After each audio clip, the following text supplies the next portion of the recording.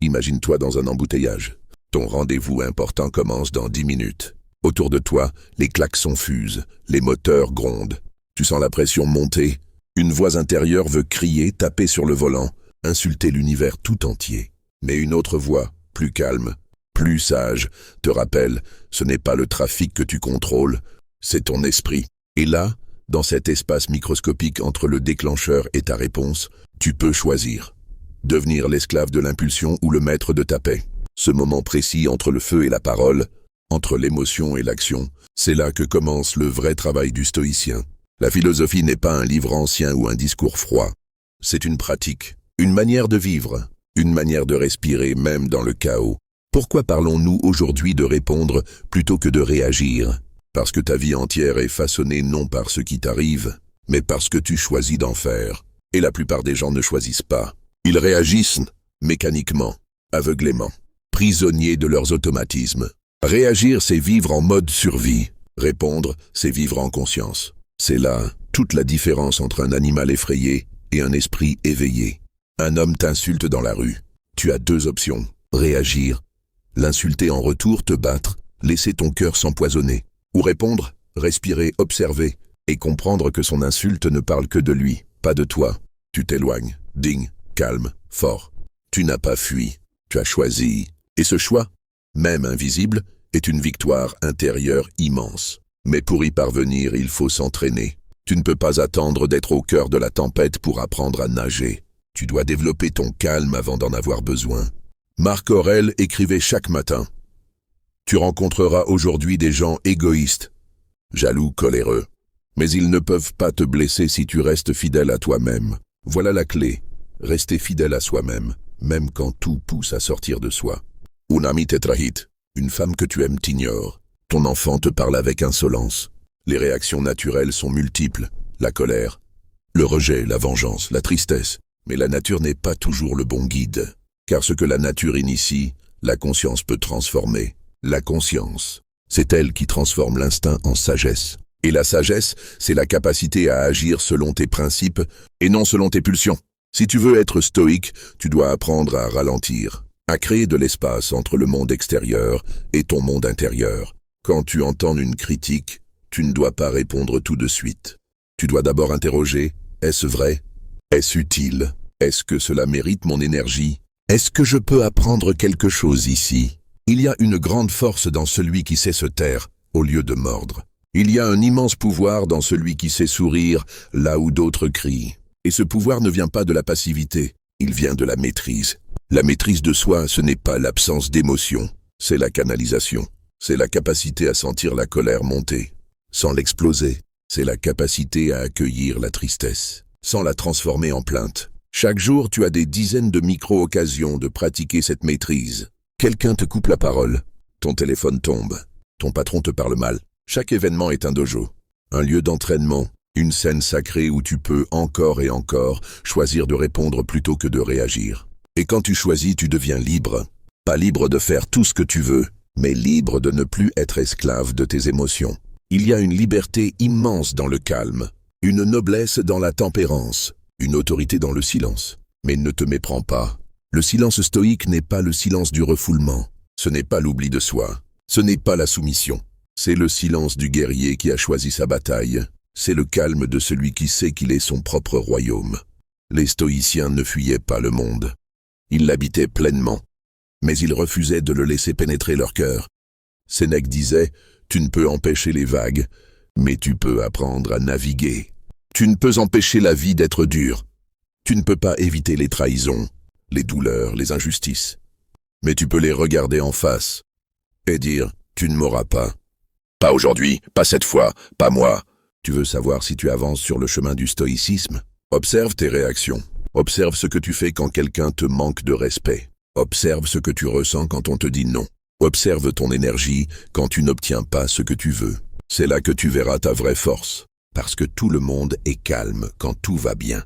Mais les vrais sages, eux, restent droits même quand tout vacille. Ils savent que la tempête ne dure pas.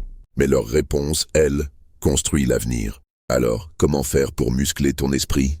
Comment entraîner cette capacité de répondre avec hauteur au lieu de réagir avec impulsivité?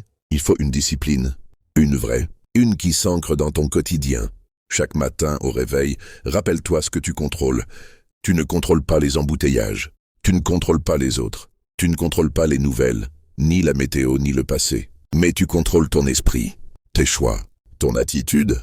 Et chaque soir, prends 5 minutes pour faire un bilan. Quand ai-je réagi? Pourquoi? Quand ai-je répondu avec calme?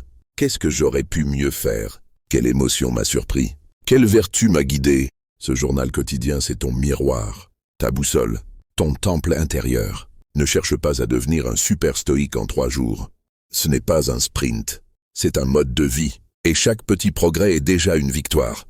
Un jour, tu vas te retrouver dans une situation qui, autrefois, t'aurait fait exploser. Mais là, tu vas respirer, sourire, observer, choisir. Et ce jour-là, tu sauras que tu es en train de changer. Et ce changement, ce n'est pas pour les autres. Ce n'est pas pour l'image. C'est pour toi, pour ta paix, pour ta puissance intérieure. Souviens-toi, chaque réaction est un voleur. Elle vole ton énergie, ton temps, ta lucidité. Chaque réponse, elle, est un cadeau.